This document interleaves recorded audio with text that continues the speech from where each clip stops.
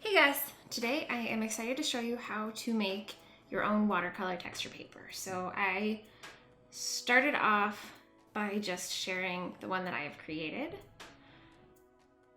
which is a pretty large file. As you can see, things take a while to load on it, and I think I made it as large as I could while not being limited in the number of layers that I need, because the larger the document, the less layers Procreate allows you to have for overall file size. So I made mine 4800 by 4800 pixels, which is huge. I have gotten some comments where people can't actually download the texture that I was sharing because their iPads didn't have the capacity for it. So I want to help you. So I want to give you something that is accessible and that you can use on any size iPad. So I'm going to show you how to make the textures yourself. So we're going to start off by tapping the plus sign here and creating a new canvas. For this one, I am going to just do a square option here. And first, before we make the texture, we have to make the texture brushes. I'm going to open the brush panel and pull down to open this plus sign, and then I'm going to create a new group so that we can easily find them. And then in here, I'm going to press the plus sign to create a new brush. Pokey. And when you start to create a new brush, the first place that it takes you is to this panel where you need to pull in a shape source and a grain source. We're going to be using things that the Procreate app has in their library. Make it super easy. So I'm going to tap under shape source, swap from Pro Library, and then choose this hard circle. It's only a few rows down. And then for grain source, this is what's going to give you the texture. We're going to swap from Pro Library and scroll a ways down until we get to the pastel paper option. Now I know we're going to make a watercolor paper. I really like this richer texture. I have in the past used the oil pastel, but I like, if you can see, the lighter texture that this gives. So there, it shows you what your brush preview is going to look like. What we're going to do is on this general tab, scroll down and make the size limits pretty big so that we can fill our page faster. And then I'm going to go to grain, and I'm going to increase the scale quite a bit. And this is a total guess. I can never make the same texture brushes twice. I've tried like 3 times to get this down to a science to make a tutorial for you, and it turns out different every time. So adjust the grain. I really hope my audio doesn't stop recording randomly from my mic because my cats keep walking all over everything, including my keyboard. Anyway, back to the brush. All right, so this is the first brush. And then we're going to duplicate this brush to create our second brush. We're going to making 2 today. Ooh, not that. We're going to duplicate this. And the only difference between this brush and the other brush is the grain source. So I'm going to once again go back to the source tab and then hit swap from Pro Library. And now I'm going to scroll almost all the way to the bottom, and then third up from the bottom is this recycled option.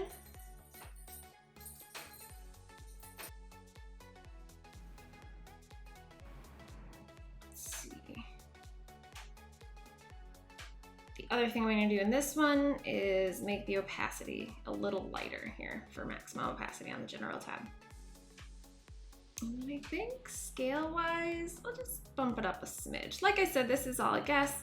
What you don't want is the grain source is a repeating pattern, and it's a digital pattern. And so what you don't want is for it to become so large that it looks pixelated, but you also don't want it so small that these dark dots start to show up in a clearly repeating pattern.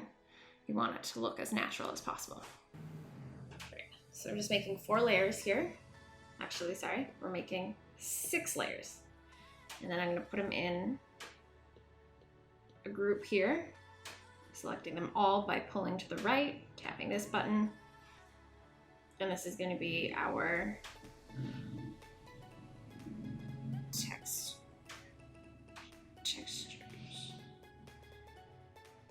All right, so my first layer, I'm going to name my colors, and for this one I am going to choose this creamy beige color. Value, let's see, just kind of show you if you want to choose the exact same one. And then I'm going to go into the pastel paper brush, and I'm going to zoom out so I can make sure that I'm getting the full coverage. Move my opacity down a little bit and get as big as possible.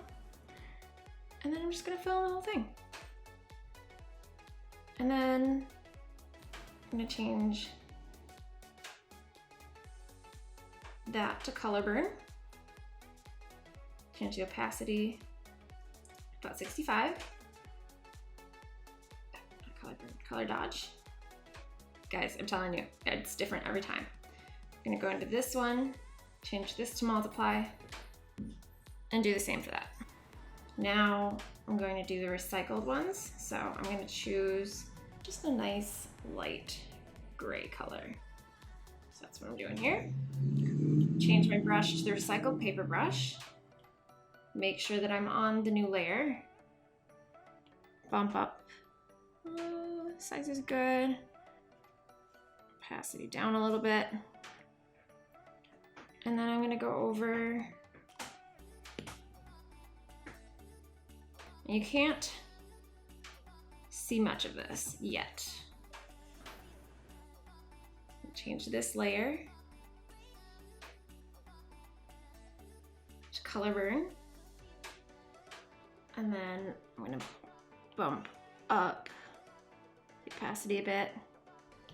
Go to my fourth layer down and do that one more time. And then I'm going to change that layer,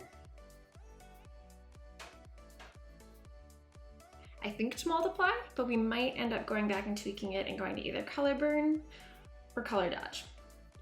For now, we'll leave it at multiply. This next layer is going to be totally different, and I have to give props to Abby. So I learned this from her. I think it really makes a huge difference.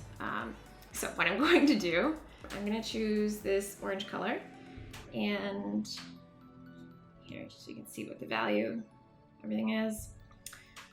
And then I'm going to go to my brushes, and I'm going to use a brush that is included in Procreate. I'm going to go to the spray paints panel and then the flicks brush. And then size is big, opacity, we're gonna, I don't know, I think 100%. We can always adjust the layer opacity later. So this layer, we're gonna give it some random coverage here. And then I'm going to change the opacity all the way down to like 16%. And then the layer settings, I'm gonna change to color burn. And then on this sixth and final layer, select this blue. Same thing, using the flicks brush. Double check that I'm in the sixth layer and give it the same general full-ish coverage. And then again, change it down to 16 opacity and settings to color burn. All right, so that's your texture stack. And now we can create our drawing layers. And this I'm going to change to multiply. And then we're going to select a nice green color, because I always feel like using a green is the best test of how I've created a texture file. And now I'm going to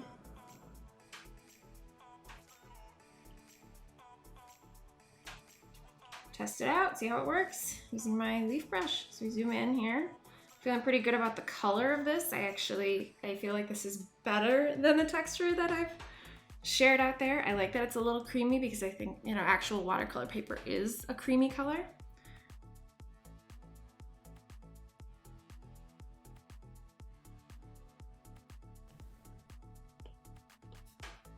Now I can kind of show you how to adjust the layers to get it, to tweak it and give it any aspects that you might want. Okay, so this first layer here I have on color dodge. If I go to darken and I click multiply, oof, I don't like that. Nope, we do want to keep it on color dodge. So what you can do is you can go into each of your layers and fuss with the opacity of them. Another thing you can do is duplicate them and play with the settings.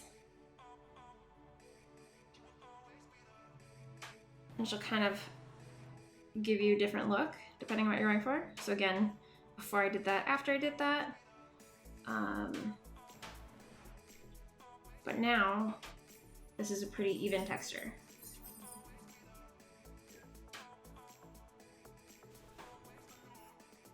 And it's still a pretty good size. This is now, I'm zoomed in really far and just now it's starting to show pixels.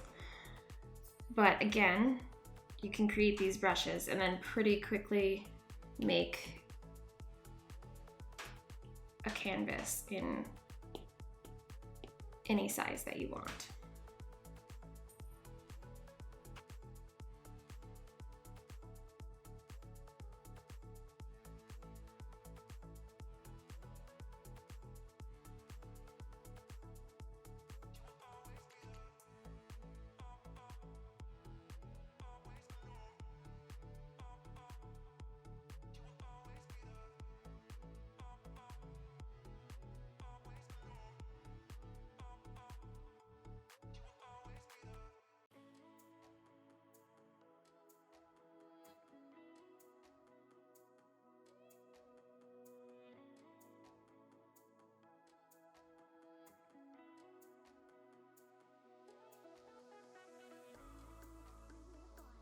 Well, that's it. I will upload both this paper texture as well as the texture brushes that I made, just in case you don't want to make your own, but there are all kinds of different grain sources you can make to try something new and make something completely your own. And those are all free to use. Thank you so much for watching. Give it a thumbs up if you enjoyed, or leave any questions below. Thanks so much.